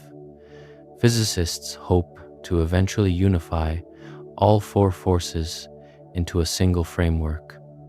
Electroweak unification works. Grand unified theories try to pull in the strong force as well, with some experimental support around proton decay predictions, though that hasn't been confirmed yet. And incorporating gravity into the quantum framework of the other three forces remains the great unsolved problem. String theory is the most mathematically developed approach to this unification. It proposes that particles are not points, but tiny one-dimensional strings whose different vibration modes correspond to different particles. At short enough scales, far beyond what we can currently probe experimentally, the string's vibrations would reveal the physics underlying all the forces. But we don't have the technology to probe those scales, and string theory has struggled to make unique testable predictions for the energies we can reach. It's a beautiful piece of mathematics that might or might not describe reality. Let's close with something that connects all of this. A reflection on why the fact that the universe is so mathematically precise is itself a mystery that physicists think about. The physicist Eugene Wigner wrote a famous paper in 1960 called The Unreasonable Effectiveness of Mathematics in the Natural Sciences. His point was this: why does abstract mathematics, often developed by mathematicians purely for its own sake, with no application in mind, turn out to describe the physical world with such uncanny precision? Maxwell's equations describing electromagnetism are a piece of pure mathematical beauty, and they predicted radio waves, which had never been observed when the equations were written. Riemannian geometry, developed as abstract mathematics in the 19th century, turned out to be exactly the mathematical framework Einstein needed for general relativity. Group theory, developed as pure mathematics, turned out to perfectly describe the symmetries of particle physics.